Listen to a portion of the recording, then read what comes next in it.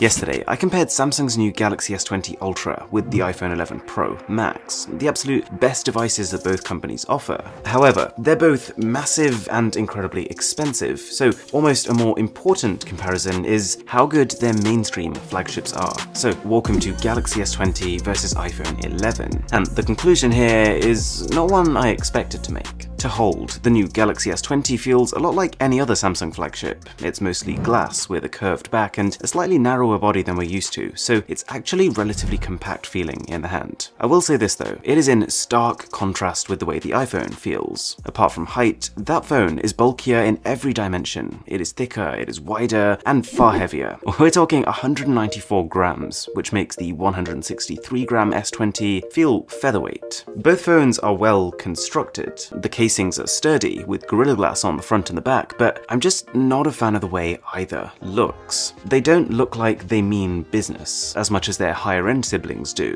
Samsung's S20 is visually a little bland in my eyes, and on first glance looks almost identical to the company's own mid-range phones, like the Galaxy A51 and A71. We're talking $400 devices here. And then as for the iPhone 11, it loses that slick matte finish that I love about the iPhone 11 Pro. And I never quite got used to how it has a square camera module, but cameras that don't actually fill it. Both have IP68 water and dust resistance ratings, and neither has a headphone jack. So on balance, in terms of design and materials, I'm halfway down the middle. Neither is offensive looking, but neither is the prettiest bit of tech I've seen either. By the way, I've just launched a pretty massive giveaway of one Galaxy S20 Ultra and 4 Galaxy S20s. It is free and international, and all rules are in the description. Turning both devices over, the narrative changes. I don't think I've ever seen this much of a one-sided battle between two similarly priced devices. The S20's display is so far ahead of the iPhone 11s that it feels like these two devices are from different decades, which I guess they kind of are. For starters, the Galaxy S20s is larger and brighter. With a consistent brightness level of close to 800 nits, there will be times when this phone is clearly visible, but when the iPhone, at around 625-ish, is actually difficult to read. Plus, the fact that it uses OLED technology compared to LCD just means that it can reach deeper contrast levels. We're talking a smartphone that can natively support HDR10 plus content, versus a phone that can't even support HDR10. And there's so much more here, I almost feel sorry for the iPhone. Resolution, for example, this is a Quad HD Plus panel, whereas this is actually below 1080p. That gives the Samsung over 3 times the number of pixels. Let that sink in. To Apple's credit, that doesn't make Samsung's screen 3 times better, and the iPhone 11 is still reasonably crisp, but there's no shaking the sheer size of that gap. And to add insult to injury, the Galaxy S20 uses the same 120Hz refresh rate that we saw on the Ultra. That is twice the refresh rate of the iPhone, and twice the touch response rate, making it by far the smoother and more responsive smartphone. You almost don't expect it. We're used to seeing the compact smartphones from companies just kind of suck compared to their larger siblings, but that's not the case here. The S20 is just as nippy as its Ultra cousin, so flying between apps on its dynamic AMOLED display is actually quite a surreal experience. The nail in the coffin for the iPhone's display is that its screen is surrounded by some of the thickest borders we've seen this side of 2018, and a forehead that would make Jimmy Neutron proud. Its resulting screen-to-body ratio, at about 79%, makes the S20's 88% look very impressive. One thing Samsung has done is toned down the curvature of all the screens on their S20 phones, so you could argue they've lost a little bit of that display melting into the sides aesthetic that they had going on before. But considering that it wasn't really a functional benefit,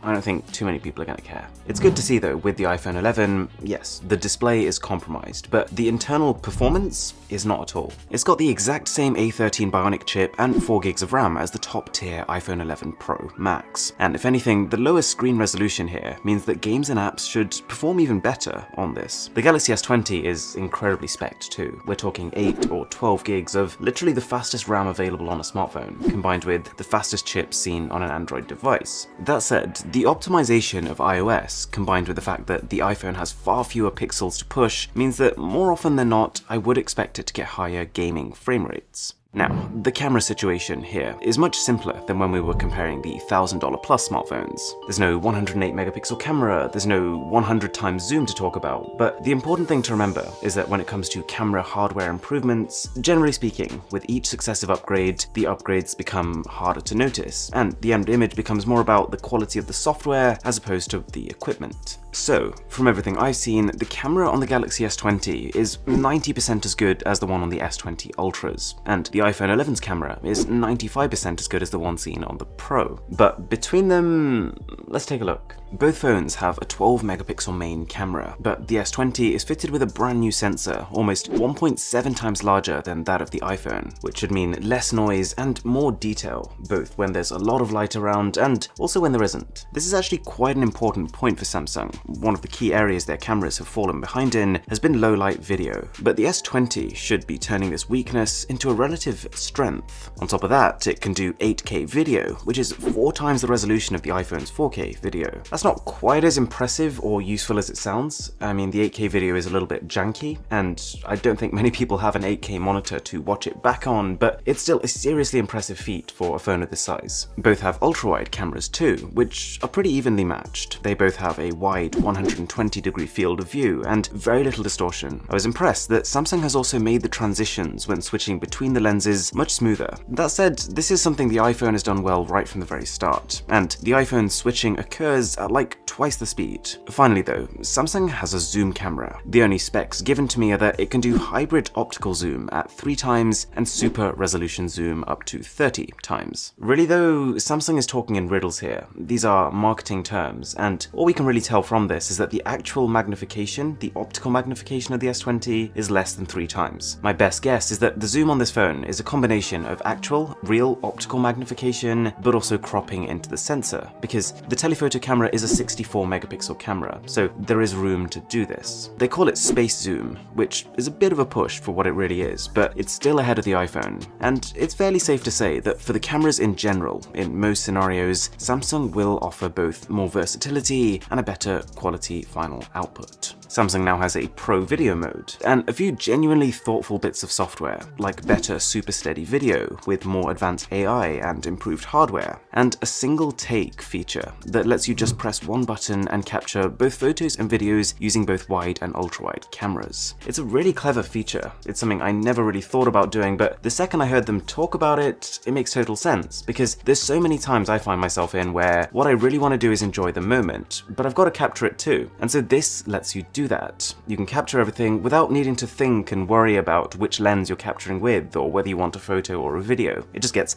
everything. Speaking of software, it is Android versus iOS, and there's a good chance you've already made your mind up over which one of those you prefer, but I will say this. Samsung's skin on top of Android has never been slicker. I'm not personally a fan of the new S20 wallpapers, but it has never been more satisfying to fly between home screens and open applications as it is on this phone right here. And part of that is just because of how nice the haptics are on the phone. Samsung has taken the high-quality vibration motors seen on the Note 10 Plus last year and further tuned them to deliver a new level of tactility. And something else I noticed this time round is that it feels like Samsung is trying to counter Apple's key software differentiators. They've built QuickShare, their answer to Apple's incredibly good AirDrop, and they've worked with Google to seamlessly integrate 1080p video calling into the phone's UI as an equivalent to Apple's FaceTime. I still prefer Google's Pixel skin in terms of raw visuals, but Samsung's One UI isn't far behind. The iPhone 11 software looks identical to every other iPhone's, so there's not much to say about it, apart from the fact that you can expect the iPhone 11 to get major updates for 4 to 5 more years, but the Samsung, I give it no more than 2.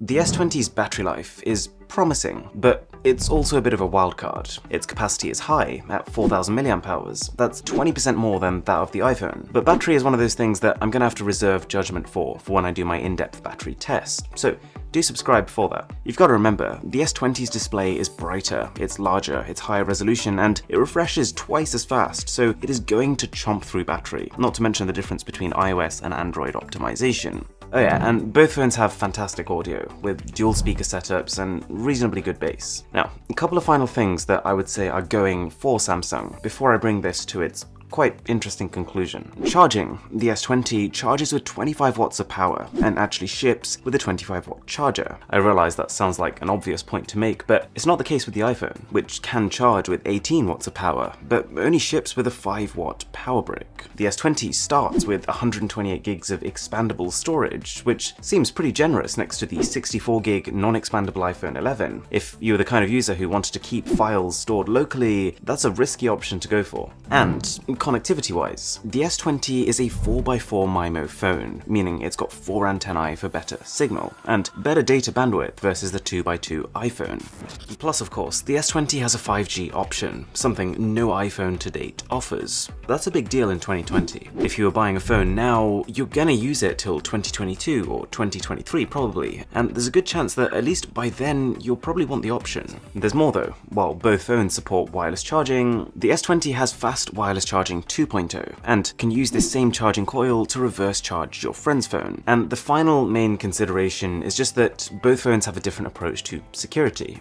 Technically speaking, Samsung has the more flexible option with both face scanning and a secure ultrasonic fingerprint scanner, but I'd argue that the Face ID on the iPhone is as good, if not better, than both of those put together. In most cases, having your face scanned is just a simpler, more seamless solution than scanning your finger, and Face ID itself is something like 20 times more secure than Samsung's fingerprint scanner.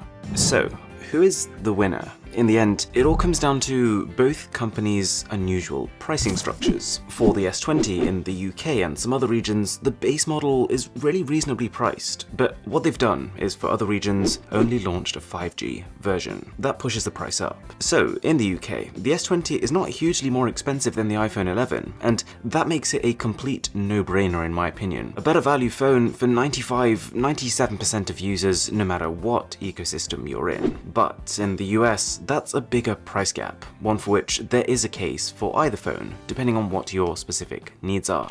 Don't forget to check out the giveaway, and if you haven't seen it yet, the S20 Ultra versus iPhone 11 Pro Max comparison I released yesterday. This is Mr. Who's the Boss, and I'll catch you guys in the next one.